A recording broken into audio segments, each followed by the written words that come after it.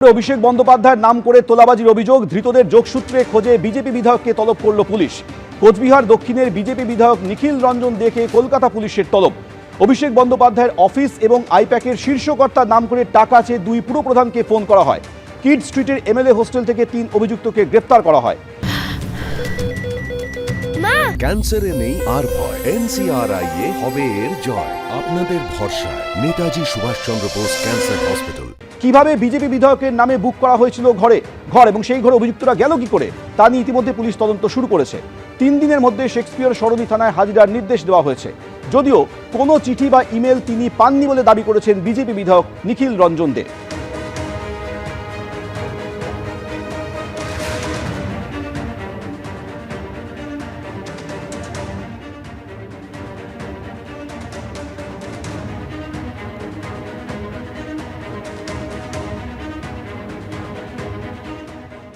এই যে ধরনের ঘটনা ঘটলো, এটা একটা মারাত্মক ব্যাপার এবং সেন্সিটিভ ব্যাপার। কারণ এখানে এতগুলো এমএলএ থাকে, এমএলএ হোস্টেলে, তাদের নিরাপত্তারও ব্যাপার জড়িত আছে। আজকে এখানে টাকা পয়সার ব্যাপার নিয়ে যে হুমকি ফোন হয়েছে, এটা অন্য ধরনের ঘটনাও ঘটতে পারত এমএলএ হোস্টেলের ভেতরে। সেই জন্য আমার মনে হয় আগামী দিনে এই ব্যাপারে মাননীয় স্পিকার সাহেব আরও কড়া পদক্ষেপ গ্রহণ করবেন। আমি প্রিন্সিপাল সেক্রেটারিকেও চিঠি করছি, আমি স্পিকার সাহেবকেও চিঠি করছি এবং সেই সঙ্গে আমি আমাদের এমএলএ হোস্টেলের যে সুপার, ওনাকেও আমি এই ব্যাপারে চিঠি করছি সতর্ক হওয়ার জন্য এবং এই ব্যাপারটা পুরোপুরি ইনভেস্টিগেশন করা এবং প্রকৃত যারা দোষী, সেই প্রকৃত দোষী এবং যারা যারা এই ঘর অ্যালটমেন্ট করেছেন, কিসের ভিত্তিতে তারা ঘর অ্যালটমেন্ট করলেন, এগুলো সমস্ত তদন্ত করে দেখা এবং প্রকৃত দোষীদেরকে শাস্তি বিধান করার জন্য।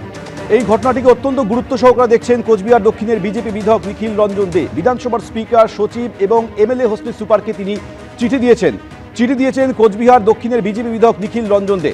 এমএলএ হোস্টেলে ঘরের জন্য কারো নাম সুপারিশ করেনি বলে দাবি করছেন নিখিল রঞ্জন দে। বিষয়টি গুরুতর, ভবিষ্যতে পুনরাবৃত্তি এড়াতে সুনিশ্চিত করতে হবে বলে মন্তব্য করেন নিখিল রঞ্জন দে।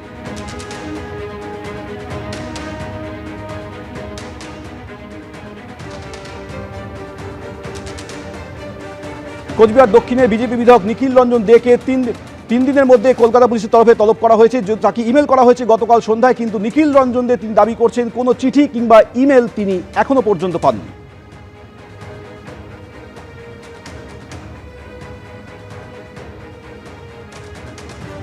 আপনাকে ডাকা হচ্ছে, 3 দিনের মধ্যে হাজিরা দেওয়ার নির্দেশ দেওয়া হচ্ছে। আপনি কি কোনো নোটিশ বা কিছু পেয়েছেন? না, এখনো পর্যন্ত এই ধরনের কোনো নোটিশ বা এরকম কোনো খবর আমি পাইনি। আপনাদের কাছ থেকেই জানতে পারলাম। তো সেরকম যদি নোটিশ আমার কাছে আসে অবশ্যই আমি যাব এবং পুলিশের এই ব্যাপারে তদন্তে সহযোগিতা পূর্ণ মাত্রায় করা দায়িত্ব কর্তব্যের মধ্যেই আমাদের পড়ে।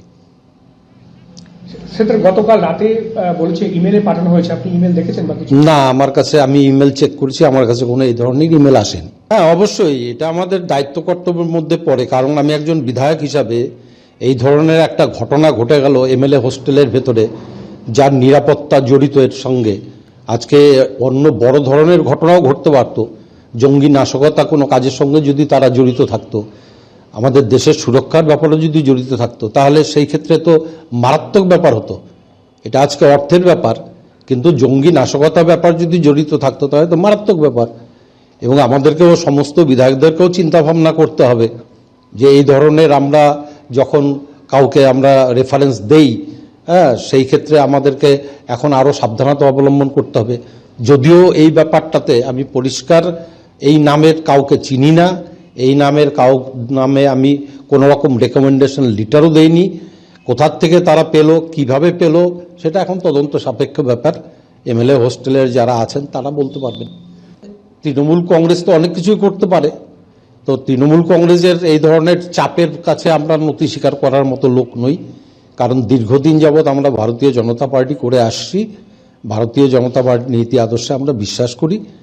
কাজে এই ধরনের ঠুনকো বা নোংরা রাজনীতি আমরা করি না। পুলিশ আসলে, পুলিশের যদি কোনো নোটিশ আমার কাছে আসে, সেই ব্যাপারে পূর্ণ সহযোগিতা করব তদন্তের স্বার্থে।